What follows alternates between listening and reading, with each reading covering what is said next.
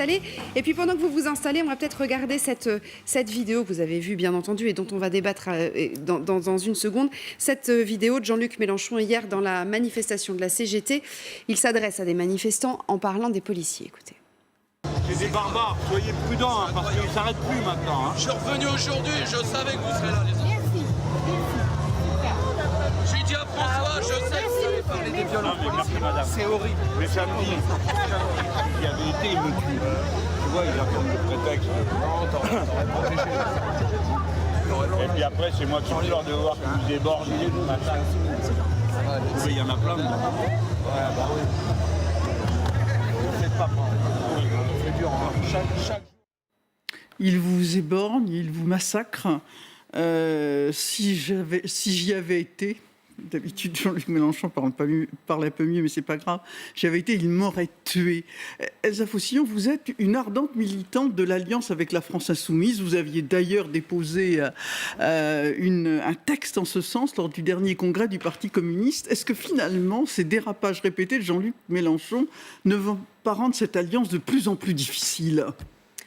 Moi, ce que je constate tout de même, je vais répondre très concrètement aux propos. Je vois bien que quand on vient sur les médias, il faut pouvoir aussi commenter des choses qui me semblent parfois pas le cœur de l'actualité. Donc je me prête au jeu, je vais le faire. Mais notons tout de même quand même qu'il y a eu des violences extrêmement importantes lors des manifestations de samedi pour la marche climat avec une convergence gilets jaunes. Violences extrêmement fortes de la part des Black Blocs. Aussi. Surtout. Aussi. Mais disons que nous sommes... Mais on pourra revenir sur la question des Black Blocs et sur la question du maintien de l'ordre et comment elle gère cette situation. Ce que je constate, c'est quand même qu'on est un des seuls pays dans lequel il y a eu ce type de répression vis-à-vis d'une marche climat. Que ça a assez peu fait le cœur de l'actualité, qu'on a plutôt tendance à retenir les phrases... je vais le dire comme ça, de vieux réacs qui commentent la jeune Greta Thunberg, et que c'est ça qui fait le cœur de l'actualité. Notons à quel point, à un moment, nous dévions de ce qui fait le cœur d'un système politique, le cœur de ce qui fait finalement nos vies au quotidien. Et moi, de voir qu'aujourd'hui, on va passer Donc pour une vous, journée... les phrases de Jean-Luc Mélenchon, c'est pas grave. On s'occupe de l'écu, on s'occupe pas du fond. Je vous ai dit que j'allais répondre. Mais je remets dans un contexte qui, à mon avis, ne doit pas être évacué. On rencontre des manifestants très quotidiennement. On y participe à ces manifestations. Ça fait 2 premiers mai que je fais qui ne sont pas comme ceux que j'ai toujours fait. Je fais des manifestations depuis que je suis petite fille, avec ma famille. Je constate que les manifestations ne sont plus les mêmes qu'avant. J'ai rencontré un collectif de gilets jaunes éborgnés, avec des mains en moins.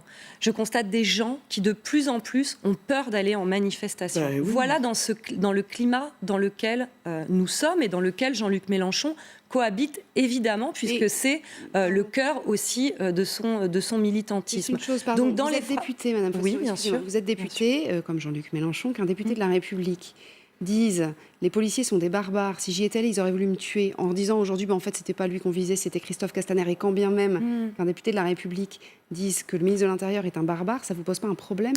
Alors, d'abord, je vous le dis, je vais pas être là pour me défendre à la place de Jean-Luc Mélenchon. Non, mais voudrais avoir votre avis, en fait. Je n'utiliserai pas ces mots vis-à-vis des policiers. Je ne les utiliserai même pas pour Monsieur Castaner.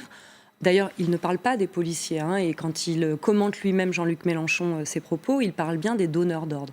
Nous avons une question aujourd'hui. Il dit, nous avons un homme qui dit vous baissez à la tête. C'est vrai. Notons aussi que c'est une conversation qui n'est pas dans le cadre d'un débat public, une intervention au pupitre. Bon, voilà. On ne gêne pas pour faire la même chose avec le président de la République ou d'autres responsables politiques. Mais vous avez raison. Je ne suis pas là pour défendre bec et ongle chacun des propos qui a été commis hier lors de la manifestation. J'essaie juste de les remettre un peu dans un contexte, parce que vous vérifierez aussi que, peut-être malheureusement, ça ne choque pas tant de monde que ça aujourd'hui. Parce qu'il y a une véritable, il y a une véritable interrogation aujourd'hui sur ce que sont les ordres vis-à-vis des manifestants et des manifestantes. Et que moi-même, je m'interroge sur ce maintien de l'ordre. On avait demandé, nous, notre groupe, une commission d'enquête lors du 1er mai de l'année dernière, parce que nous ne comprenons pas, ou peut-être comprenons-nous trop bien, aujourd'hui à quel point l'objectif, les ordres donnés dans le cadre des manifestations ne sont pas de protéger les manifestants et la manifestation, mais de réprimer la manifestation. Vous posez une question du maintien de l'ordre, ce qui est très curieux. Moi, j'ai été assez choquée de voir les militants de Greenpeace, par exemple, dénoncer le maintien de l'ordre et absolument pas dénoncer ce qui avait été le fait générateur de cette affaire-là, c'est-à-dire l'infiltration de la manifestation par des ultra-noirs et des ultra-jaunes, pour parler simplement. Et qui fait que vous avez raison, c'est-à-dire que manifester pacifiquement dans notre pays va devenir extrêmement difficile. Moi, ce que je vois dans les manifestations de Sydney ou de New York, c'est que des tas de jeunes ont pu manifester sans se poser de problème. Vous avez posé la question aux jeunes qui étaient avec nous la semaine dernière en disant « Vous savez qu'il y aura des Black Blocs ?» Il a dit « J'assume ». Voilà, c'est ça. Il faut aussi, il faut quand même désigner le fait générateur, et on dirait que vous refusez à désigner ce fait générateur. La seule question, c'est que j'ai fait plein de manifestations où il n'y avait pas de Black Bloc et où il s'est passé la même chose. Maintenant. Oui, mais je les ai vus de ma fenêtre. Je vous parle, même dans les 2 ans qui viennent de s'écouler, j'ai fait des manifestations dans lesquelles il n'y avait pas de Black Bloc, et pourtant la répression s'abattait de la même manière. Donc c'est bien pour ça que quand Greenpeace ou des associations qui participent très régulièrement aux manifestations, je vous invite pas à manifester, mais je vous invite à venir voir les manifestations. Vous savez, on y est tous les samedis. Et très sincèrement, de voir à quel point, quand vous êtes dans un cortège, avec y compris un service d'ordre, et que d'un seul coup, vous avez des CRS qui vous foncent dessus, on l'avait vu avec le cortège de la CGT lors du 1er mai, alors qu'il n'y avait pas de Black Bloc, il y a un moment où, évidemment, que vous interrogez ce que sont les ordres, ce qu'est la politique de maintien de l'ordre. Et moi, j'entendais le syndicat de police qui était présent, le représentant du syndicat de police, Alliance, qui s'exprimait tout à l'heure. En tant que députée, vous condamnez le syndicat Alliance. Je termine, Roselyne Bachelot. Non, mais on avance un peu parce que vous demandez des explications. J'essaie un petit peu de les donner. Il y a deux questions. C'est un, est-ce que vous condamnez ce qu'a dit Jean-Luc Mélenchon, et deux, est-ce que vous condamnez si c'est binaire, moi je vous envoie une réponse par SMS. Non, mais c'est pas. Je vais vous laisser débattre. Si c'est binaire, on envoie. Non, c'est pas binaire, mais voilà. Voilà, ce n'est pas binaire. Et donc, de la même manière, tout à l'heure, il dit « Je n'ai pas entendu condamner les attaques contre lesquelles que des policiers avaient subies. Oui. » Je suis désolée, en tant que députée, à chaque fois que je me suis exprimée, j'ai parlé et des policiers blessés et des manifestants blessés. Sauf que là, à aucun moment, il ne parle de ce qui s'est passé et du nombre de gens qui ont été blessés, ce syndicat policier. C'est quand même incroyable. Il demande à la fois qu'on puisse s'exprimer sur les policiers qui, eux, ont été blessés, mais à aucun moment, il ne s'interroge sur le fait que ces donneurs d'ordre, ces ordres, conduisent à ce qu'il y ait, de manière assez inédite, un nombre très important de gens mutilés. Alors, il y a des réactions également de M. Coquerel et de M. Corbière. Alors, c'est M. Corbière qu'on va écouter. Ah, c'est M. Corbière. C'est Alexis Corbière qu'on va écouter parce qu'il a pris le micro, vous l'avez suivi avec nous en direct d'ailleurs tout à l'heure, il a pris le micro à l'Assemblée, il était d'ailleurs assez remonté. On va l'écouter. Ça suffit les polémiques permanentes qui sont fabriquées contre Jean-Luc Mélenchon. Premièrement, je rappelle qu'il s'est exprimé auprès d'une personne, ça n'est pas une déclaration, d'une conversation privée qu'il a eue avec un manifestant hier qui était choqué suite aux brutalités qu'il avait subies lors de la manifestation de samedi. Car c'est de cela dont nous parlons. Il y a dans ce pays un cas particulier qui ne s'est pas déroulé dans tous les pays où des manifestations ont eu lieu suite aux manifestations climat. Une utilisation brutale des forces de l'ordre en raison de consignes politiques. Et ce sont les consignes politiques, notamment celles du ministre de l'Intérieur, qui étaient visées par Jean-Luc Mélenchon. Si le mot barbare choque, utilisez un autre mot, brutalité, sans aucun doute. Alors, est-ce qu'il exagère quand même un peu Corbière, Alexis Corbière, pardon. Vous emballez Roselyne. On m'appelle Bachelot aussi. D'ailleurs, face à Bachelot, c'est le nom de la chronique, donc on est d'accord. Parce que aussi, Jean-Luc Mélenchon joue des provocations pour occuper l'espace médiatique après la catastrophe qu'ont été les élections européennes où il a perdu les 2/3 de ses voix. On sent bien que là, il fait de la provoque, il en joue dans l'espace médiatique. Et je vais pas vous dire que ça lui arrive. accusé de provocation ou d'hypermédiatisation, c'est aussi ça le jeu. Je ne vais pas vous dire que ça ne lui arrive pas, et y compris que les médias aussi prennent plaisir à commenter ces polémiques. Mais c'est pas prendre plaisir, c'est qu'on se dit qu'il y a un certain nombre de gamins à qui on essaie d'inculquer le respect de l'ordre, des policiers, des magistrats, et qui se disent, si des adultes responsables font ça, après tout, pourquoi on va se gêner ? Non, j'entends. La seule chose, c'est que, je le dis comme ça, je ne crois pas que ce qui se soit passé hier lors de la manifestation soit un calcul, quelque chose d'organisé. On voit que quelqu'un l'interpelle. Je vous le redis, je n'aurais pas choisi les mêmes mots hors ou devant caméra. En revanche, je n'ai pas le sentiment, après peut-être que je me trompe, mais que c'était organisé de la part de Jean-Luc Mélenchon sur cette fois-là. Alors on va écouter un autre sujet. On va changer de sujet. Il se passe des choses dans le monde, autre chose dans le monde aussi, et notamment, vous l'avez entendu, Emmanuel Macron depuis New York, qui répond à nos confrères d'Europe 1 ce matin, et qui parle de cette thématique de l'immigration dont l'Assemblée va se saisir lundi prochain. Écoutez. Je crois au vrai en même temps sur la politique migratoire aussi. Et je pense qu'il est important, c'est être humain et efficace. Et peut-être sortir de certaines postures dans lesquelles nous nous sommes enfermés, qui font qu'aujourd'hui, à défaut d'être dans le en même temps, nous sommes bien souvent dans le ni-ni. On n'est ni humain ni efficace, pour se donner parfois bonne conscience ou pour faire les faux durs. Donc j'assume de parler calmement d'immigration. C'est curieux parce que j'ai repris vos propos sur la loi asile-immigration. Vous avez dit qu'elle était inhumaine et inefficace. Et en écho, il y a les propos d'Emmanuel Macron. J'ai trouvé ça a suscité un sourire chez moi. Mais beaucoup de gens, y compris à l'intérieur de la gauche, pensent qu'un discours angélique sur l'immigration vous a durablement coupé des Français. Et des Français les plus modestes. C'est vrai que... Pourtant, au Parti communiste, vous ne teniez pas ce discours angélique il y a très peu d'années. Et on dirait que maintenant, vous n'osez plus dire la vérité. Pourquoi ce serait malhonnête, raciste, de parler d'immigration et de parler des trous dans la raquette qui existent ? Alors, il y a en fait beaucoup de questions dans votre question. Je reconnais. Parce que... En fait, j'entends dans ce que vous dites que quelque part, nous n'oserions pas dire les réalités. Voilà. Sauf que je crois que dans les discours sur l'immigration, il y a beaucoup de réalités fantasmées et qu'il est extrêmement important de savoir de quoi on parle.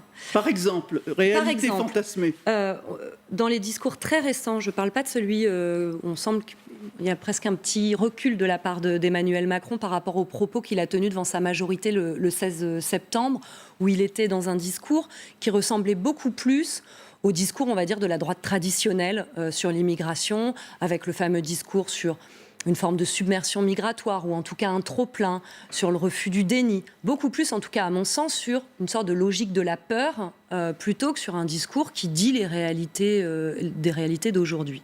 Et donc, par exemple, moi, je me bats... Quel mensonge vous dénoncez dans l'espace cette public ? espèce de terme de submersion migratoire n'a pas de réalité.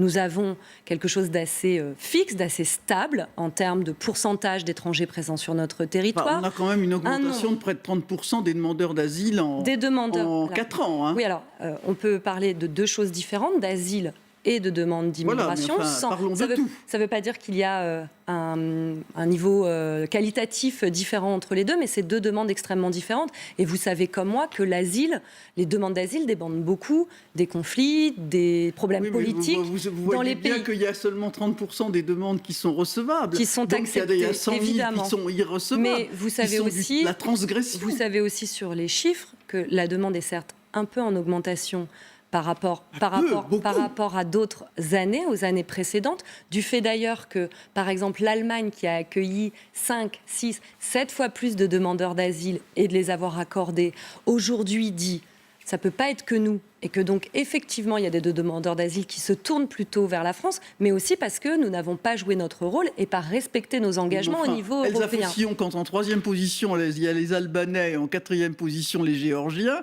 vous n'allez pas me dire qu'il n'y a pas de détournement du droit d'asile. Vous ne parlez pas de ce qui se passe par exemple en Afghanistan aujourd'hui, et le fait qu'il y a des gens qui sont... Je sais bien que le premier pays c'est l'Afghanistan. Et qu'il y a donc des Afghans qui sont renvoyés aujourd'hui dans leur pays, alors même que vous savez à peu près ce qui peut se passer en ce moment moment en termes d'attentats, en termes de pression à l'avance avec les élections présidentielles. Donc, il n'y a rien à faire sur le droit d'asile, tout va bien, tout roule. Mais il y a à respecter le droit d'asile, Roselyne Bachelot, ça fait partie. Il y en a plein qui rappellent, et j'en fais partie, à quel point ça fait l'honneur de notre pays. Aujourd'hui, vous voyez, vous tournez, là, vous montrez des images des camps qui se déroulent, je ne sais pas si on est porte de la Chapelle, porte d'Aubervilliers. On ne doit pas être loin. Là-dedans, il y a des gens. Là-dedans, il y a environ 30% de gens à qui on a accordé le droit d'asile. Normalement, en France, pour France, pays des droits de l'homme, celle qu'on revendique fièrement et on devrait avoir raison à le faire, eh bien, le droit d'asile fait que nous protégeons ces gens, nous les hébergeons. Macron, il dit, et que ce n'est qu'on soit capable d'accueillir correctement. Là, on ne le fait pas et il faut qu'on soit capable d'accueillir correctement les gens. On va parler de tout, mais comment vous voulez à un moment que sur les demandes d'asile, on puisse se dire, parce que j'entends cette petite musique, qu'il faudrait en accueillir moins des demandes d'asile. Non, il faudrait que ceux qui n'ont pas droit à l'asile soient renvoyés chez eux. Ce que vous savez très bien aussi, c'est que les conditions... Est-ce qu'on peut écouter Gérald Darmanin? Ah bah si vous voulez, on écoute Gérald Darmanin. Il parle de ça. Alors, il arrive. J'espère qu'on va le retrouver. Il arrive, on l'a retrouvé. Gérald Darmanin, bon, oui, il est là, d'accord. tout de suite. Il y a un dévoiement du droit d'asile. Ça, c'est indiscutable. Dans les 5 pays où les gens viennent le plus, il y a notamment la Géorgie et l'Albanie. Ces 2 pays qui ne sont pas des dictatures. C'est une augmentation de plus de 100%, je crois, d'Albanais et plus de 500% de Géorgiens depuis 3 ans. Et donc, si on veut bien accueillir les gens qui sont vraiment persécutés dans leur pays et pas accepter le détournement du droit d'asile, il faut peut-être qu'on se pose quelques questions. Donc je ne sais pas si je suis pour les quotas ou pas, mais en tout cas je suis pour qu'on revoie nos relations avec certains pays qui sont manifestement pas des dictatures. C'est un discours recevable, ça, pour vous? Je vais peut-être dire, parce que comme j'ai entendu qu'on allait peut-être bientôt terminer, je veux quand même dire quelque chose, parce que les chiffres, on peut les confronter longtemps. On sait sur l'immigration et ça peut être très long. Mais le fait qu'Emmanuel Macron, qui il y a 2-3 ans, dit à quel point Angela Merkel était formidable d'assumer cette solidarité. Aujourd'hui, alors même qu'il entame la phase 2 de son quinquennat, donc sa réélection, on est d'accord là-dessus, tout président qui entame la phase 2 entame sa réélection, qu'il choisisse à ce moment-là de mettre en tête quelque chose qui n'est pas la principale préoccupation des Français, mais de mettre en tête la question de l'immigration. Du chômage, quand même. De mettre en tête la question de l'immigration. Ce que je crois, c'est qu'à la fois, ça légitime pour une part la vision de l'extrême droite qui en a fait sa clé de voûte depuis longtemps, et aussi que c'est une stratégie à courte vue. Est-ce que c'est pas de ne pas en parler? Est-ce que c'est pas de ne pas en parler qui a fait le lit de l'extrême droite? Votre raisonnement est totalement réversible. J'en parle, mais il en parle de la même manière. Il légitime tout à fait le discours, Roselyne Bachelot. C'est ça la différence. Je ne légitime pas la manière dont Marine Le Pen parle de l'immigration, en expliquant que finalement, s'il y avait moins ou pas d'immigrés, tous les problèmes seraient réglés. Comment quelqu'un peut dire ça aujourd'hui ? C'est une absurdité, c'est se défausser sur les choix politiques qui ont été faits successivement par les gouvernements, et c'est expliquer finalement qu'ils n'ont pas réussi. Alors, je suis désolée parce qu'on n'a plus le temps de débattre, mais vous reviendrez. Et notamment parce que vous vouliez parler de la suite